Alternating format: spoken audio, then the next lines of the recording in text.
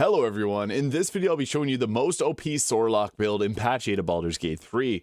Patch 8 introduced the new Shadow Magic Sorcerer alongside the Hexblade Warlock. Now I previously did a build guide showcasing the Shadow Magic Sorcerer with the Hexblade Warlock because the dog and the specters actually work together and have unique action, but I don't actually think it's the strongest combination. I actually think that the strongest combination is going with the draconic bloodline here, and in particular the fire bloodline, and I'll show you why, because we can actually output some insane amounts of damage. So with the Draconic Sorcerer, you can add your Charisma modifier to the damage of your fire spells, which you're going to see is actually very strong. As for the version that we're going with, Burning Hands is an okay spell. If you want, you can grab the Disguise Self, and then you can use some different items that are related to different races, but we're going to stick it with the Burning Hands option here. As for spells, we can grab Booming Blade. Mage Hand is really nice to have too, because you can use this to throw health potions and water bottles to set up some different spells. Minor Illusion can be nice too, or Bone Chill to stop targets from receiving healing, which is very useful in certain situations. If you're the face of the party, take Friends. If not, you can grab Firebolt and or Ray of Frost. And for spells that will be taken at first level, Shield is always one that we want to have, as well as Magic Missile. This guarantees us to at least hit a target with damage. And for our ability scores, we're going to build around Dexterity as well as our Charisma. So 16 Charisma, 10 Intelligence and Wisdom, 14 Constitution, and 16 Dexterity. However, if you prefer to, you can build around your Constitution a little bit higher. This does lower your initiative and your armor class, which can be detrimental because in this game, it's a D4 initiative. So having a higher initiative boost from Dexterity actually means we're going to go first often, which is something we want. Now, level 2, and another reason we chose the Sorcerer to start is because you get Constitution saving throw proficiency, so we hold our concentrations better. But level 2 gives us another choice in spell. I like Chromatic Orb here. Thunderwave can be nice, though, for the pushback, so it's kind of between those two options there. We do have Mage Armor built in, so it's not something we need to take. For our meta magics, we're going to take Distance Spell and Twin Spell, increasing the range of our spells by 50% and allowing us to twin a spell to 2 targets. This is great on things like Haste, which we can apply to a teammate.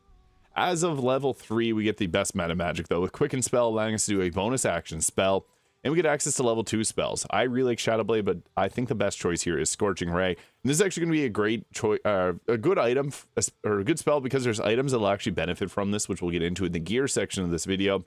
Other good choices are Misty Step, Mirror Image, and Hold Person, but we're going to take Hold Person next.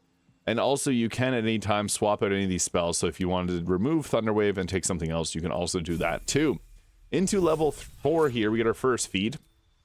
We get another cantrip. Again, if you're the face of the party, you'd want to have Friends. Ray of Frost can be nice to remove the 3 meters of movement speed from the target, which can set up some other gear too.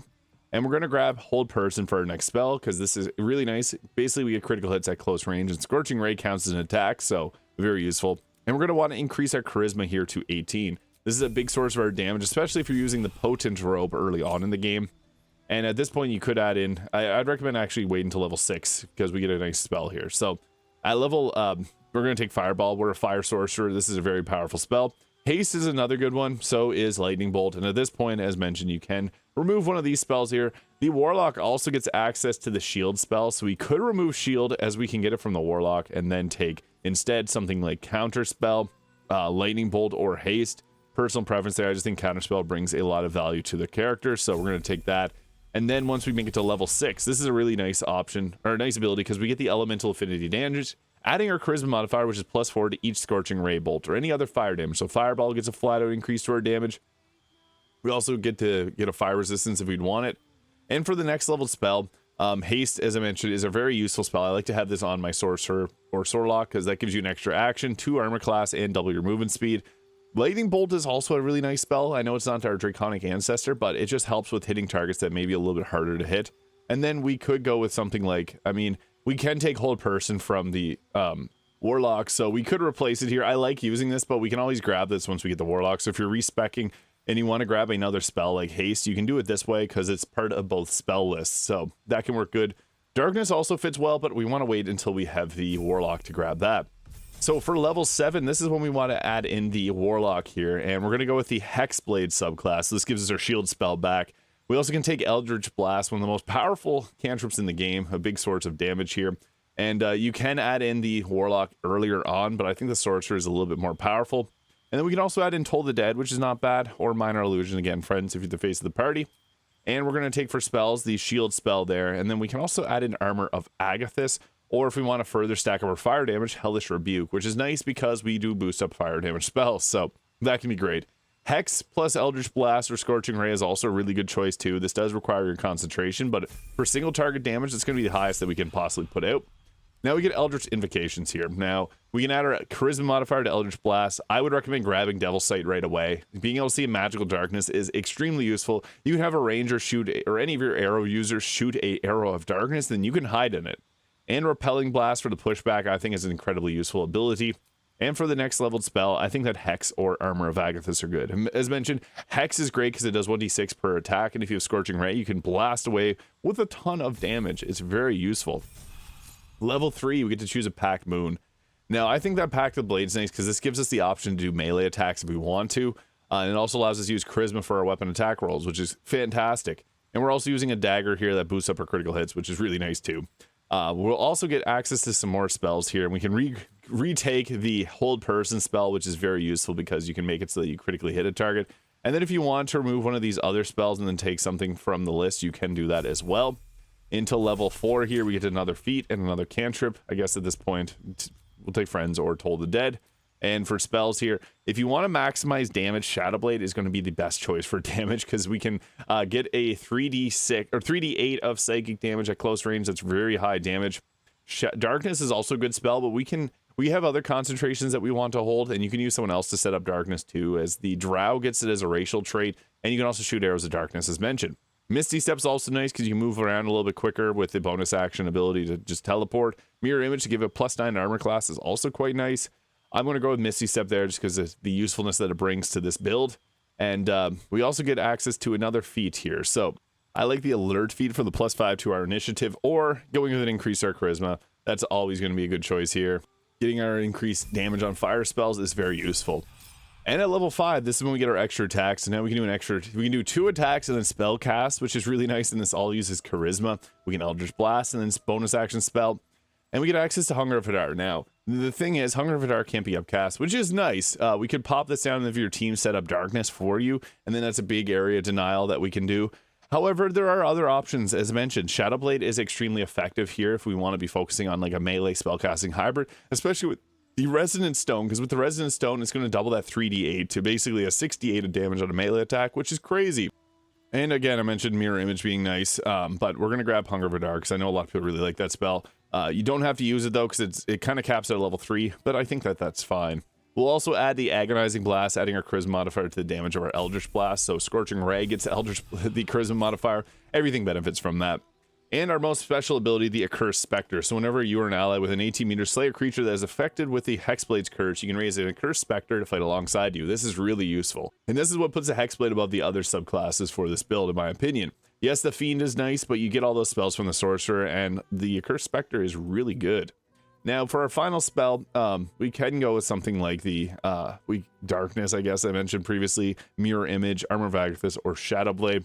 I'll grab Shadowblade just because I want to show that off at the later part, but you don't have to use Shadowblade whatsoever. This is still going to be a spellcasting build. The outfit mod is the Ethereal Threads, by the way. Now, in my opinion, the most important piece of gear here is the Hat of Fire Acuity, because when you deal fire damage, you gain Arcane Acuity for 2 turns. You can use a Scorching Ray to stack that up really quickly. Once you have Arcane Acuity, that gives you up to a +10 to your spell save DC and spell attack rolls, meaning you're not going to miss your Scorching Rays, but you're also not likely to miss your Hold Person. So then we can use Hold Person on 2 targets, keep them in place, and then blast away with Eldritch Blast or Scorching Ray. And also, we got the Potent Rope here, so our cantrips deal equal damage equal to our Charisma modifier. So with that, you could take a single level of the Sorcerer, and then 2 levels of the Warlock. That'll give you the Eldritch Blast, and that's a decent option early game if you want to have extra damage. We also could go with the hat that adds the +2 to our Charisma, which will increase your overall damage a little bit by 1 every Scorching Ray. And Fireball, Cloak of Protection, or Deathstalker Mantle. I think the Deathstalker Mantle is a little bit better here. We also got the Helldust Gloves. You're going to do melee attacks. This is kind of the best in slot because it gives you fire damage on your melees. It gives you a +1 to spell attack roll and spell save DC. If you're not going to use that, the Gloves of Dexterity can increase our armor class and allow us to dump our Dexterity if you really wanted to. And then you can put those points in the Wisdom for the Wisdom saves. Also, we could go with something like the, I know it's not the most perfect option, but the Wondrous Gloves will give you a +1 to your armor class, which is a good choice. And even the Spell Might Gloves can give you a -5 to the attack roll and deal a 1d8 extra damage, which can be actually quite effective too. But it does sacrifice our accuracy quite a bit, which is offset a bit by the Hat of Fire Acuity. I also have the evasive shoes, but the boots of stormy clamor are another good choice. If you can stack an ability drain from the illithid abilities, this will give you reverberation, which can knock targets prone. Very nice. And also, after the potent robe, you could go into something a little bit different. We do get medium armor proficiency, so the armor of agility will put our armor class up to 25, which is actually quite nice. So we do get extra survivability that way. Robe of the Weave is also kind of nice too, which will give us a +2 or +1 to our spell save DC and +2 to armor class. Although armor class does drop a little bit compared to if we were to use the armor of agility here. So we'll roll with that. If you're going to do melee attacks, Killer Sweetheart's a good choice. However, if you want to stack radiating orbs, you can also do that with the coruscation ring, which is really nice because if you're illuminated with light, you can apply those radiating orbs. Also, if you're going to be using a spell casting hybrid, you can go with the Ring of Arcane Synergy, which will add our charisma modifier to our weapon attacks as well. So this is nice if you want to kind of hybrid between the two of them, which I'll showcase later. And the Ring of Protection for +2 armor class. You can also go with something like the Crusher's Ring to give us increased movement speed by 3 meters. And the Ring of Free Action, which will let you move around pretty much freely. And we also got the Hell Rider Longbow for the +3 to our initiative to ensure that we go first. But we got a nice 25 armor class, so we're pretty solid there. I don't typically include the Hag's Hair in builds anymore, but you could also set your charisma to 17, use the Hag's Hair to take it to 18, 1 feat for that, and 1 feat for the alert feat. And then on top of that, you could use the extra points to put them into, and use the Gloves of Dexterity and take those dex points into Wisdom. I like Mark of Heshker here if we're going to be focusing on spell casting, but you can also go with something like the, if you got early game, the Morning Frost is not a bad idea, even though it's cold based and we're fire based. This can apply chilled, which is nice for early game damage. If you're going to do melee attacking, you can put Dollar Amaris in the offhand to add additional 7 damage on a critical hit, and with a Shadow Blade, that's an extra 14 damage. Velm's a nice offhand too, because it gives you a bonus action attack with your main hand, which could be a Shadow Blade, which is really nice. And the Duelist Prerogative, which can give you 2 counter spells, but we can't use a shield. What's nice about that is that means 2 counter spells, 2 reactions, really good. And if you're using Mark of Heshker, make sure that you do use the Wrath of Flame. It's not going to be the most powerful, but this gives you extra fire damage on your spells, which can be nice, and then it gives you a free fireball and a free wall of fire. Alright, so when it comes to combat, it's nice to have someone set up any type of crowd control by using the Arrows of Darkness, because then we can hide out and we can see in Arrows of Darkness, whereas others cannot. We also can use something like Fireball. Typically, it's best to see if you can hit more targets. Like, we can get 4 targets with this Fireball, so that's not a bad option to start off with if we didn't get counterspelled. So I guess at this point, we'll just set up our Wall of Fire. If you don't have this, you can just go with an Eldritch Blast, which gives it extra damage, or the Scorching Ray to stack up our Arcane Acuity. But we want some form of crowd control, and Wall of Fire is a pretty decent option, because then you can just stack up Reverberation on the enemies. It'll also give us a slight stack of the Arcane Acuity there, which is nice to have. And then we also have our Quicken spell. It's one of the beautiful things about the Sorcerers. Then we get to use 2 of these here, and we can go ahead with something like the Scorching Ray, which we have advantage on. So we're going to go ahead there and hopefully take out a couple targets. Boom. Yeah, we stack Reverberation. We're going to take out one of them, so not too bad. And we also got the Hellish Rebuke too, as mentioned. That's a nice spell. It can actually give us a little extra damage or eat up a counter spell. Just a heads up is the darkness can disappear if you have I have the Explosive Blood on my character. Goodbye, Shadowheart. And unfortunately, the Explosive Blood will remove darkness if you get hit with it, so just a heads up there. Alright, so we need to land some crowd control. The Fireball spell is really nice, though, because we can also use our Heat Convergence from this gear here, and then give us a little extra damage on our fire attack, so that can be a pretty good option there. We can hit 4 targets, even though the Fire Elemental won't get hit by it, that's fine. We're just going to try and take those targets out. Perfect, we were able to do some damage.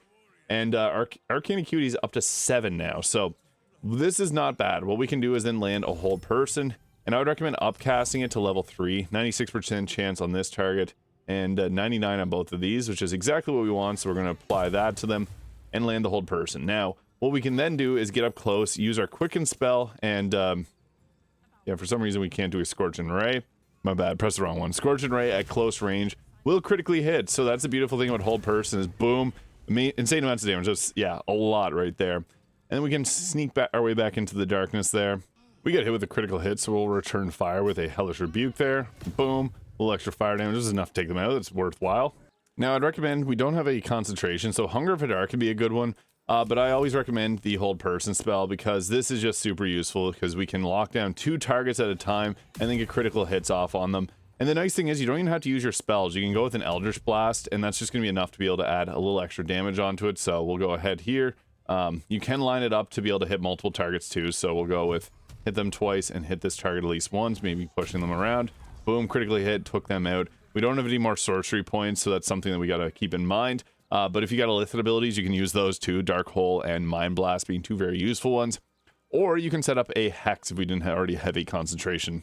And also the Hexblade's Curse. That's nice too, because this can apply and also give us the give us reverberation damage, but it can also give us those specters. Another Hellish Rebuke because we got shot. So boom, 14 damage, not bad. Not the best, but it's a little bit of something. So that hold person is very valuable because it keeps them locked down. And then we can go up and then hit away with the Eldritch Blast, which is going to do critical hit damage. Boom, 3 crits, enough to finish them off. And then we can finish this target off here. You can always use the Arcane Battery from this if you got it. And Scorching Ray to them. And I would recommend if you do the upcasted version, always make sure it's the upcasted version if you're using a free cast, so that's an extra beam, enough to take them out. So that is the Sorlock build for patch 8. Early game, you can take 1 level to Sorcerer, 2 levels of the Warlock, get Devil Sight, use Darkness, and use the very powerful Eldritch Blast ability, and then you can take 1 more level of the Warlock, grab yourself the Hexblade, so that's the earlier game progression alongside the Potent Rub if you want something a little different. Let me know your thoughts in the comments, hit the subscribe button below if you haven't already. I hope you have a great day. We'll catch y'all in the next video.